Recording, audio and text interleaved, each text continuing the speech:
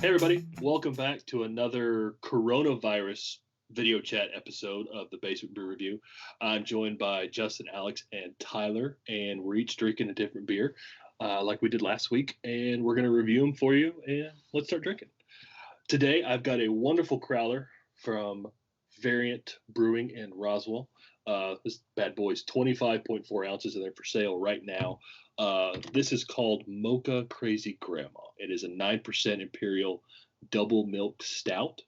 It's brewed with coffee and chocolate. It is a variation of their Crazy Mama milk. And if you're familiar with the way Variant does their brewing, they've got their always on taps, their seasonal, and their variant. This right now is a variant, so who knows it'll come back ever or how long it's going to be on tap. But if you have a chance, if you're in Roswell, stop by, support local. It's a great beer. Yeah. Look how small that can makes his hands look. Right? It's tiny hands. It's tiny hands. There you go. So is it good? It's wonderful. It's you get a really strong coffee taste with a little bit of chocolate backing. I really enjoy it. It's I'm a fan of stouts. I'm a fan of IPAs, and this it's good. I definitely drink this again, and if it ever comes back on again, like I said, it's a variant. I'll drink it. If they're Crazy Mama milk, which I guess is just kind of a single milk stout Imperial, if that ever comes on, I'll drink it. But I definitely drink it. It's great. I give it a 4.2, a solid 4.2. It's good. All right. And I think it's important. And we talked about it before that, supporting your local right now is important. Yes. So Variant's doing drive ups, or you can call in or just drive up and get it, right? Right. It's only Thursday, Friday, and Saturday. Okay. You can call and order. You can order on. Actually, no, I'm sorry. You can order online, drive up and pick it up, or you can just drive up in person and pick it up. They're very safe. They're very clean. They got Purell right there, and they've got their full menu. And I think it's the Georgia law that you can get 228 ounces to go. Right. So that's like you can get 11. You get 11 of these basically. I know, which is very upsetting to me because I wanted to support local breweries and I wanted to pick up a couple of torpedo kegs for my kegerator, but no. Thanks a lot, Georgia. But I think it's important to do this support this time. If you can get out of the house, I mean, social distancing is important, but if you can get out of the house and can do it safely, support your local guys. They gotta pay their bills. They gotta feed their families just like everybody else. And we want them to be here when this thing finally blows over. So wherever you are in the nation, if you can do it safely, support local. Even if you got the extra cash, call them up and put an order in, and don't even pick it up, and just pick it up after this is all said and done. Or buy a gift card. And exactly. Variant is doing something special is that you can even just call up or order online and just give a tip. Like a $1, $5, and $10 variants. Like if you feel generous and you have that ability, you can just give them a tip and just support your local brewery. So it's a great, and it's a really fun. We did a review there. I posted on Instagram a couple days ago when I picked this up on Thursday. So it's a great brewery. We really enjoyed our time there, and they've got some great beer.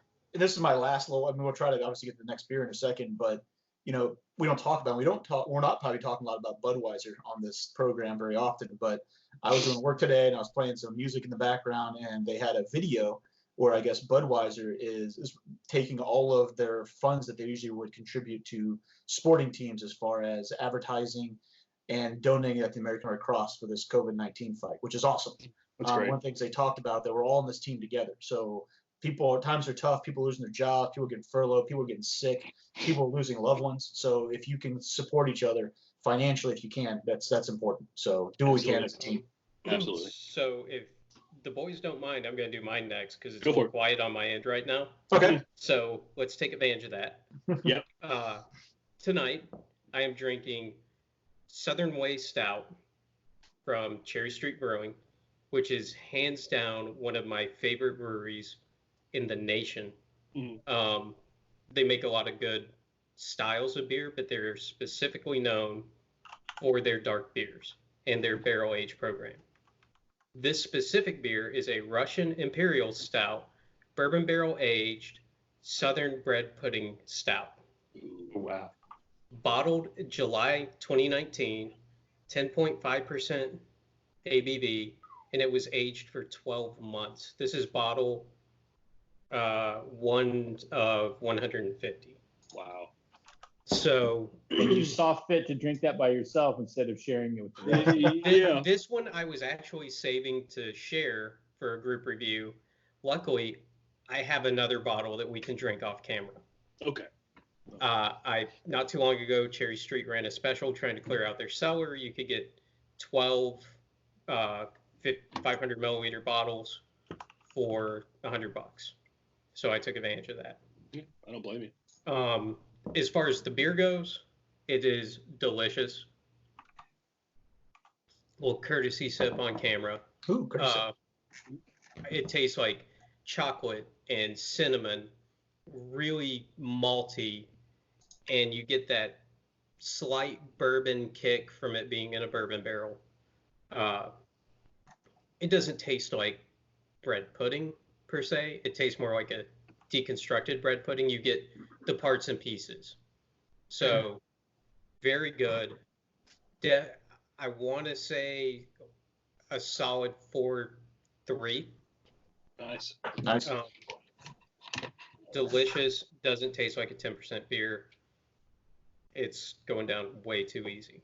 The good ones always do.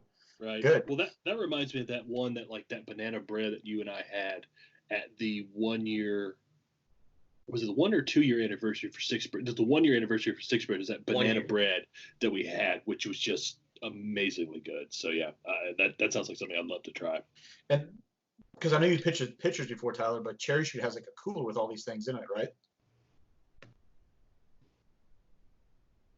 Sorry, I'm back off mute. So Cherry Street has 2 locations. They have one at the Halcyon, which is a small tap room / bar and a large restaurant. Then they have their original location, which is a tap room. They've recently enlarged. You can go there. They've got the majority of their beer on draft. They've got their couple of staple beers. Then they're a handful of barrel-aged stuff, and then some more experimental beers that rotate through. But they always have a cooler full of whatever they've got of their cellared beer.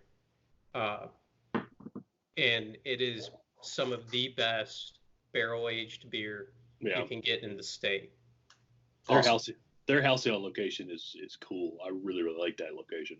Yeah, I haven't gone as much as I should, so I need to make a trip up there when everything is open back up for business. Yeah, I hope this whole Corona thing ends, because I'd love to go to the Cherry Street Brewing kind of festival that they do.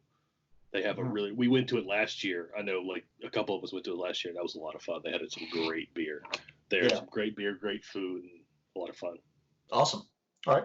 Well, I'll jump in next tonight on the old list. We've got Hubbards Cave Coco Van, which is an awesome beer. I think all of you guys have had this. Such a good beer. Mm-hmm. So I picked up a 2-pack from Sprayberries. They had it on the shelf, so I figured if I saw it, I need to buy one for the whole quarantine situation here. So 12.5% ABV. It's Imperial Stout with toasted coconut and vanilla beans.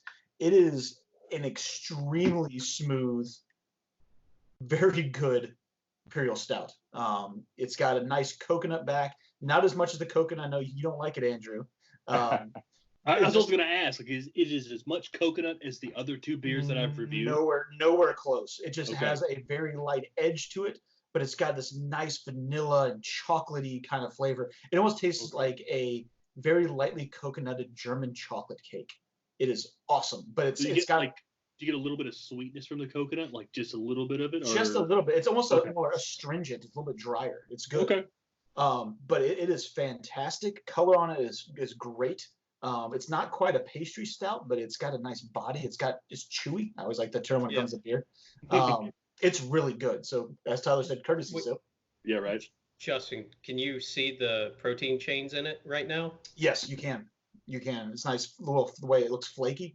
Yep. Yeah. This is definitely one of those beers. You pop it open, you pour it in your glass, you get the chunky little protein strains floating on top of your glass. Nothing to be worried about.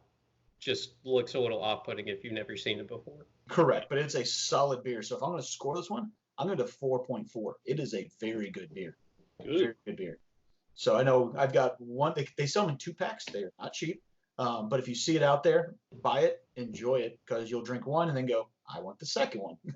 And because they're 12%, that's probably a good thing they only come in 2 packs. Yeah, Yeah. right. That is a $20 2-pack Yes. for those of you at home. Well, it's worth it. It is worth it. Because It's a 12% is like almost drinking like 2 or 3 beers in one can. So you're getting your money's worth. Correct. And Alex has got a sign behind him, and I think it's a good. The life's too short to drink good cheap beer, so it's exactly. Play with that. You know, if you can do it, get it. It's enjoyable. If you see them tap somewhere, get it. They're based out of Niles, Illinois, which is a little town outside of Evanston, just north of Chicago. So if you're in that area, check it out. I've been to the brewery once a couple of years ago. It was fantastic. So Hubbards Cave, Coco van, get it. Cool. All right. Awesome. So what would you rate that, Justin? 4.4. 4.4. All right. So my computer right now is telling me that you can't see me on video. I don't know if that's true from the rest of you. I noticed you were sitting very, very still. So very still. If we have complications, we have complications. If not, we got a placeholder for you. We have a nice bit of RBF that you got going on, Alex. Right now, you look very stoic. You're just kind of very. Oh, good. I'm glad it froze in the right amount in the right time. All right. Exactly. The audio is coming through clear. Yeah. So that's all that matters. So just turn your video feed off and try to turn it back on. See if that helps or something like that. So. I'm just not even going to worry about it. I will. So I'm drinking New Realm's Hazy Like an Ox. I know some of you may have heard of Hazy Like a Fox. This is Hazy Like an Ox, which is a hazy double IPA, 9%. And if my camera was working, I was going to hold it up to the camera and show you the color. That picture, right, at the beginning of the video? Yeah. So it. I've got a picture. I can show the video, but it probably won't come in very well. It'll be all right. Maybe not. I usually like it a little bit cloudier, but the flavor's there. It is a good flavor. I like it. For 9%, I don't taste a lot of the heavy boozy or any of that flavor. It's good and it's clean. I'd buy it again. I still would only give it probably a high 3s, 3.9. Like I said, I like it and I might recommend it, but I don't know that I would recommend it over anybody else's, hazy double IPA. Have you had Hazy Like a Fox? I have. In fact, last year when Taco Mac was doing their March Madness brackets for beers, Hazy Like a Fox was on the bracket. Mm-hmm. And so I would go in every week and drink my bracket beers just to kind of add them to the list. Right. And, I was drinking Hazy Like a Fox religiously, trying to get that one to win because I really liked Hazy Like a Fox. And I like this one too. It just, there's nothing when I drink this that really separates it from others, if that makes sense. Like in between the two, like, because they're both by New Realm, like, what would you put? Like, I know you just said 3.9. Like, if you remember drinking Hazy Like a Fox, like, what would you put before the other one, since they're both a hazy IPA, just so we can get people a comparison? Like, if I'm remembering correctly, and I don't have my phone in front of me to research right, that's fine. I would go for the Hazy Like an Ox, just because the higher ABV. The flavors, to me, like I said, I haven't had the Fox recently, so to me, the higher ABV with a similar flavor, I'd go with the Ox, which is what I'm drinking tonight, over the other. Okay, so works. Yeah. So 3.8, you said? Yeah, 3.9. 3.9. Yeah, 3.9. Yeah. Yeah. New Realm has a lot of great beers. I've got a 4-pack of the Doomsday Hound, and that's a wonderful beer. I love that beer. I've never had it before, and I tried it the other night. It's a really good beer. So. I might be mixing up my breweries, but I'm pretty sure it's New Realm that makes Feast Noel, correct? I think so. And that is... Hey, you're back. Hey, you're back. That's because I turned the camera off and on. Alex, is Feast Noel a New Realm beer? I think so. I'm not 100% sure of. But looking it up right now. Feast, Noel. Sounds like something New Realm one might do. 3 taverns.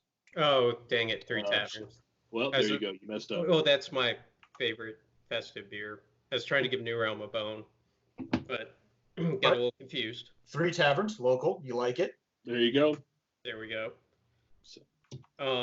So until our next quarantine review, Mm-hmm. Yeah. Everybody stay safe. Yep. And we've got multiple other reviews that we did a couple weeks ago that we'll have intermittently between these coronavirus reviews, just to let everybody know still. So Yeah, exactly. So, like I said, Tyler, stay safe. Everybody, wash your hands, social distance. Let's get through this thing quick. So we get back. Support your local breweries, and may the brew be with you. Cheers. Cheers, everybody. Stay safe.